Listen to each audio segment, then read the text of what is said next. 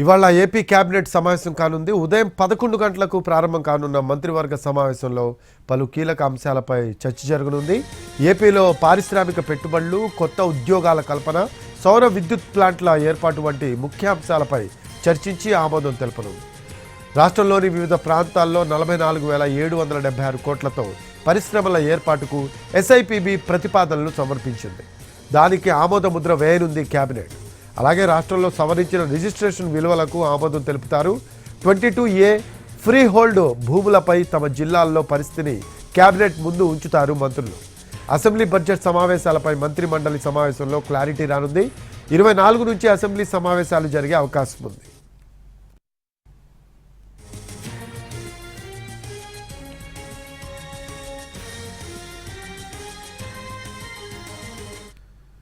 మరో అప్డేట్స్ తెలుసుకుందాం. మా కరెస్పాండెంట్ ప్రసన్న ఉన్నారు లైవ్లో అందుబాటులో. ప్రసన్న, ఏపీ కేబినెట్ సమావేశం కానుంటూ తెలుస్తూ ఉంది ఈరోజు. ఈ సమావేశంలో ప్రధానంగా ఏ అంశాలపై చర్చించే అవకాశం ఉంది? రఫీ, ఉదయం 11 గంటలకి ఏపీ కేబినెట్ సమావేశం ప్రారంభమవుతుంది. ప్రధానంగా ఈరోజు కొన్ని కీలక అంశాలకు సంబంధించి, ప్రధానంగా రెవెన్యూ భూములకు సంబంధించి, అంటే గత ప్రభుత్వంలో ఈ 22Aలో ఫ్రీ హోల్డ్ చేసిన భూములు, అదేవిధంగా నిషేధిత జాబితాలో భూములు ఏదైతే ఉన్నాయో దాని రిజిస్ట్రేషన్లకు సంబంధించి జిల్లా ఇన్ఛార్జి మంత్రులు దృష్టి పెట్టాలని గత కేబినెట్ సమావేశంలో చెప్పారంటే, నిషేధిత భూముల జాబితాలో ఉన్న భూములు అక్రమంగా రిజిస్ట్రేషన్లు ఏం జరిగాయి, 7,000 ఎకరాలు దాదాపు ప్రభుత్వం గుర్తించినట్టుగా తెలుస్తోంది. దీనికి సంబంధించి ఎలాంటి నిర్ణయం తీసుకుంటారు, ఆయా జిల్లాలు ఇచ్చిన మంత్రుల రిపోర్టు ఆధారంగా ఎలాంటి చర్యలు తీసుకునే అవకాశం ఉందనేది కేబినెట్ లో చర్చించి ఒక క్లారిటీ వచ్చే అవకాశం కనిపిస్తోంది. ఇక SIPB state investment promotion board మన మీటింగ్ జరిగినప్పుడు ఒక 40,000 కోట్లకు పైగా పరిశ్రమలకు ఆమోదం తెలిపింది. అందులో సౌర విద్యుత్ ఉన్నాయి, పవన విద్యుత్ ఉన్నాయి. ఈ ఇంధన రంగంలో ప్రధానంగా కీలక పరిశ్రమలు దాదాపు ఒక 20,000 వరకు ఉద్యోగాలు వచ్చే అవకాశం ఉంది. కాబట్టి దీనికి సంబంధించి ఎస్ఐపిబి ప్రతిపాదనలు అన్నిటికీ కూడా ఈరోజు కేబినెట్ ఆమోదం తెలుపుతుంది. ఎందుకంటే రాబోయే 2-3 ఏళ్లలో ఈ సౌర పవన విద్యుత్ రంగాల్లో ఎక్కువ ఎంప్లాయ్మెంట్ ఇవ్వాలి, ఎక్కువ పెట్టుబడులను ఆకర్షించాలనే ఉద్దేశంతో రాష్ట్ర ప్రభుత్వం ప్రధానంగా ఎక్కువగా ఇంధన రంగం మీద ఎక్కువ ఫోకస్ పెట్టింది. కాబట్టి ఆ దిశగా కూడా కేబినెట్ లో వీటికి ఆమోదం తెలుపుతారు. దీంతో పాటు బడ్జెట్ సమావేశాలకు సంబంధించి ఈ నెలాఖరున బహుశా 24వ తారీఖు నుంచి ఏపీ బడ్జెట్ సమావేశాలు 2025-26కు సంబంధించి జరగబోతున్నాయి. బడ్జెట్ సమావేశాలు, విధి విధానాలు, దీనికి సంబంధించి ఏ అంశాలు, ప్రధానంగా మంత్రులు పెట్టే ఫోకస్, ప్రభుత్వం ఈ 7-8 నెలల పరిపాలనకు సంబంధించి అసెంబ్లీలో చెప్పదలుచుకుంది. కాబట్టి మంత్రులు కూడా ప్రత్యేకంగా దృష్టి పెట్టాలనే అభిప్రాయాన్ని ఈ అసెంబ్లీ సమావేశంలో వ్యక్తం చేసే విధంగా ఈరోజు కేబినెట్ లో చర్చ జరుగుతుంది.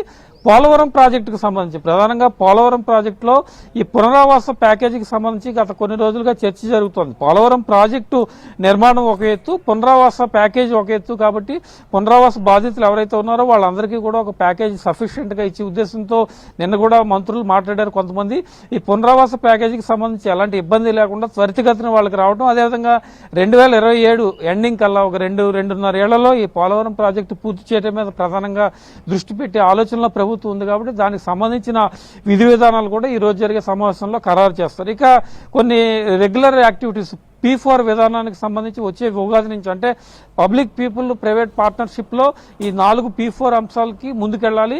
పారిశ్రామికవేత్తలు, ధనవంతులు ఎవరైతే ఉన్నారో అట్టడుగు వర్గాల్లో పేదలను ఆదుకోవడానికి వాళ్ళంతా ముందుకు రావాలి. ఎందుకంటే ఒక 10% పారిశ్రామికవేత్తలు ఉంటారు, ధనవంతులు ఉంటారు, ఒక 20% మంది అట్టడుగు వర్గాల వాళ్ళు ఉంటారు. వాళ్ళని ఆదుకోవడానికి వీళ్ళంతా ముందుకు వచ్చి ఎలాంటి చర్యలు చేపట్టాలనే దాని మీద ఆంధ్రప్రదేశ్ ప్రభుత్వం ఫోకస్డ్ గా ఒక ప్రాజెక్ట్ డీల్ చేస్తోంది. P4 అనే పేరు కూడా దానికి పెట్టడం జరిగింది. కాబట్టి ఉగాది నుంచి దానికి సంబంధించిన విధి విధానాలన్నీ ఖరారు అవుతాయి. ఈ P4లో ఎవరెవరు ఇన్వాల్వ్ అయి ఉండాలి, ఏ జిల్లాల్లో ఎక్కువగా ఫోకస్ పెట్టాలి, దారిద్ర్యకు దిగువన ఉన్న వాళ్ళని ఆదుకోవడంలో ఎలాంటి నిర్ణయాలు తీసుకోవాలి, ఇవన్నిటి మీద కూడా చర్చించే అవకాశం ఉంది. కాబట్టి దానికి సంబంధించిన విధి విధానాలు కూడా ఈ రోజు జరిగే కేబినెట్ సమావేశంలో చర్చిస్తారు. మరో ఇంపార్టెంట్ అంశం ఏంటంటే, ఉన్నత విద్యకు సంబంధించి ఒక కమిషనర్ ఏర్పాటు చేస్తున్నారు. అంటే ఇప్పుడు ఉన్నత విద్యా మండలి ఉంది, ఈ లాసెట్ కానీ ఐసెట్ కానీ ఈ కౌన్సిలింగ్ లో అన్ని కూడా ఉన్నత విద్యా మండలి చూస్తుంది. కమిషనరేట్ కి కొన్ని కీలక అధికారాలు ఉన్నత విద్యా మండలి నుంచి ట్రాన్స్ఫర్ చేస్తున్నారు. ఈ పరీక్షలు కౌన్సిలింగ్ సంబంధించి కూడా ఇదే నిర్ణయం తీసుకుంటుంది కమిషనరేట్. కాబట్టి దానికి సంబంధించిన విధి విధానాలు ఏ రకంగా ఉండాలి, కమిషనరేట్ బాధ్యతలు ఏ రకంగా ఉండాలనే దాని మీద కూడా ఈరోజు కేబినెట్ సమావేశంలో చర్చించి కొన్ని కీలక నిర్ణయాలు తీసుకునే అవకాశం ఉంది.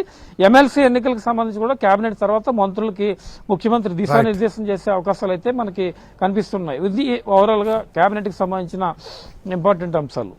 Thanks for updates Prasanna.